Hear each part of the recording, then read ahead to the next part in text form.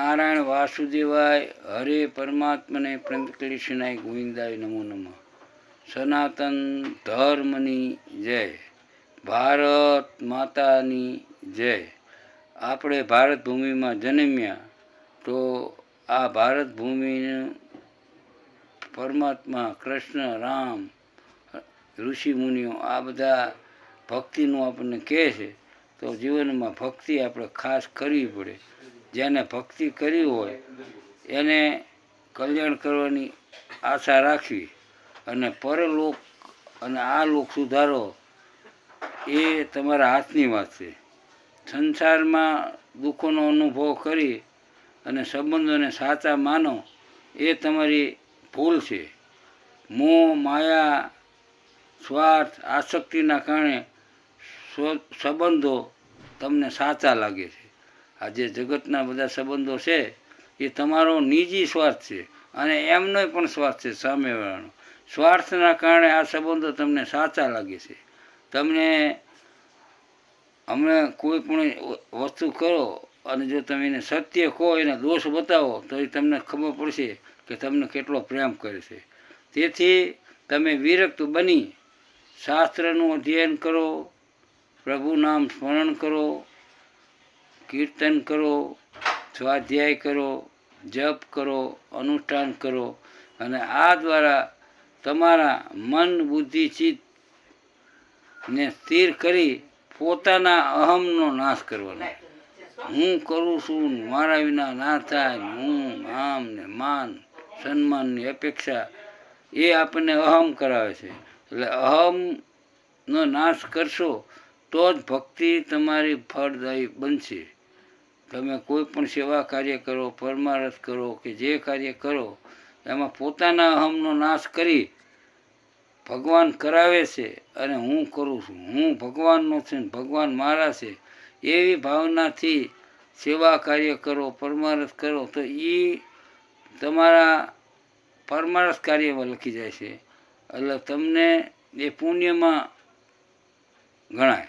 અને જો અહમ ભાવ સહિત કર્યું, મેં કર્યું, હું કેવો છું, પ્રતિષ્ઠા માટે માન માટે દેખાવા માટે તમે સત્કાર્ય કરશો ને તો એ પુણ્ય તમારા ખાતામાં લખાય છે નહીં.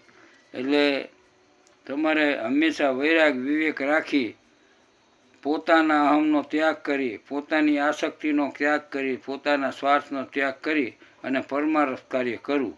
અને હંમેશા આપણે મૃત્યુનો ડર રાખવાનો છે.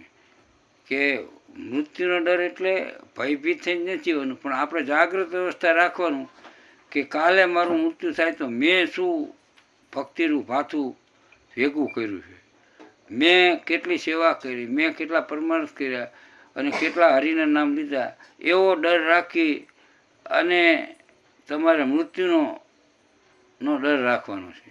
મૃત્યુથી ભયભીત થવાનું નથી. મૃત્યુ તો જન્મ છે, એનું મૃત્યુ છે જ. આ મૃત્યુલોકમાં આવ્યો એટલે એ જન્મ પછી જીવન, જીવન પછી મૃત્યુ. એટલે જીવન આપણે કેવું જીવવું એ આપણે હાથ છે.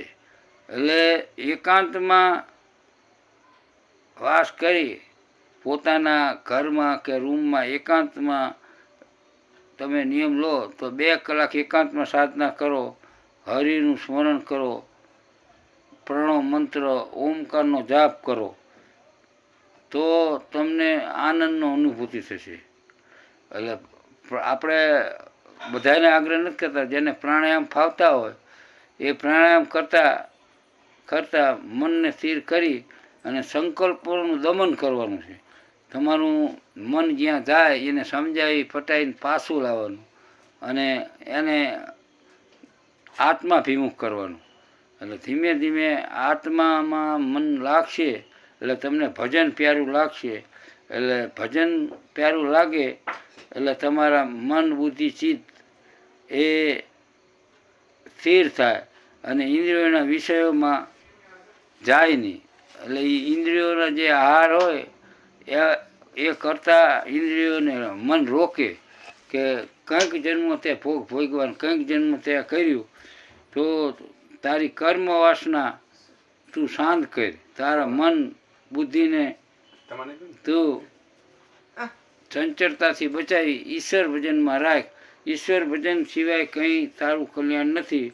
એટલે ઈશ્વર ભજન જ મંગલમય છે, એ જ આનંદમય છે અને એક સુખદાયી છે.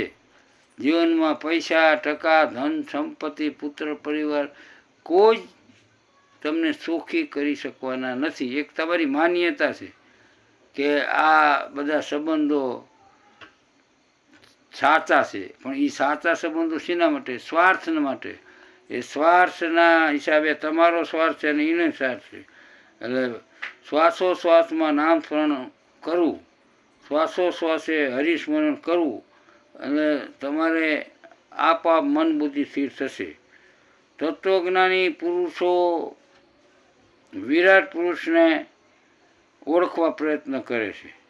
એટલે આપણે તો ભગવાનનું ભજન જે આપણી બુદ્ધિ હોય, જ્ઞાન માર્ગ લેવો, ભક્તિ માર્ગ લેવો, સેવાનો માર્ગ લેવો, પરમારસનો માર્ગ લેવો, અને આપણને જે અનુકૂળ આવે ને કર્મ માર્ગ, આ માર્ગ પસંદ કરી અને હરિભજન કરવાનું છે. અને ફળની ઈચ્છા રાખ્યા વિના આપણે હરિભજન કરવાનું છે.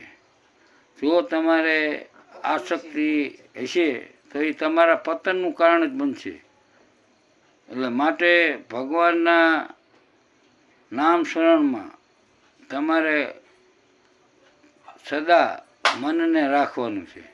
એટલે તમારા મનમાં ઈશ્વર સ્મરણ હશે એટલે બુદ્ધિ આપોઆપ શુદ્ધ થતી જશે અને ચિત્ત પછી સ્થિર થતું જશે. અને આ ચિત્ત, મન, બુદ્ધિ અને અહંકાર સ્થિર થશે એટલે તમને ધ્યાન લાગશે.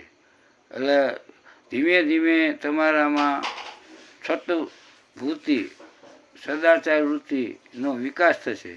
એટલે તમને આનંદ આવશે કે પરમાત્મા ભજનથી, ભક્તિ કરવાથી અને પ્રભુને પ્રેમ કરવાથી મને નિમિત્ત કર્મો, જે નિમિત્ત કર્મો છે એ કરી અને ભગવાને મને શાંતિ આપે છે, સંતોષ આપે છે, એવો અનુભવ થશે. અને મનુષ્ય જન્મ છે એ કર્મ કરવા માટે જ જન્મ છે, અને બધાય મનુષ્ય સુખી થવા માટે જ કર્મ કરે છે, છતાં અંતે એને દુઃખ જ પ્રાપ્ત થાય છે. એટલે આપણે હરિ કરાવે છે એ હરિરા બની અને આપણે કર્મ કરવાનું છે. કર્મ કરી આપણી આજીવિકા ચલાવવાની, પણ એ નીતિમત્તાવાળી આપણી આજીવિકા હોવી જોઈએ. બીજું અણહકનું છે, હરામનું છે, તો એ તમારે દવા, દારૂ કે બીજા કોઈ ખર્ચામાં તમારે જતું રહેશે. એટલે જીવનમાં સાત્વિક વૃત્તિ રાખી અને સાત્વિક કમાવાનું રાખવાનું. ભગવાનને ઓળખવા માટે તમારે આત્માને ઓળખવો પડશે. તમારા આત્માને નહીં ઓળખો ત્યાં સુધી ભક્તિમાં રંગ આવશે નહીં. એટલે મનના રંગાણા વિના ભક્તિ ન ભાવે રે. જબ લગ તેરો મનડો ન રંગ્યો, કપડાં રંગવાથી કંઈ નહીં થાય, માળા પહેરવાથી એ કંઈ નહીં થાય. એટલે હરિભજન કરી મનુષ્ય જન્મ સાર્થક કરવાનો છે. હરિને પોતાના આશ્રયદાતા બનાવવાના છે અને હરિને આપણે એના આદેશોનું પાલન કરવાનું, ધર્મ પાલન જેને કહેવાય સ્વધર્મ. સ્વધર્મ એટલે આપણા જે શાસ્ત્રોમાં આપણા ધર્મો કયા એ પ્રમાણે આપણે મર્યાદા પાલન કરી અને હરિભજન કરવાનું છે. અને મનમાં અભિમાન નથી લાવવાનું હું જ્ઞાની છું, હું ભક્ત મોટો વિદ્વાન છું. તમારે તો સહજ સરળ ભાવ રાખી અને સાદાઈ રાખી અને પરમાત્માનું ભજન કરવાનું છે. કોઈ તમને માન સન્માન ના આપે પણ તમારે એને માન સન્માન આપી અને એને ભક્તિના માર્ગે વાળવાનું છે. એટલે ભક્તિ કરે તે ભવસાગર તરે. એટલે ભજન કરી અને ઈશ્વર ભજન કરજો. જય સિયારામ, જય સિયા.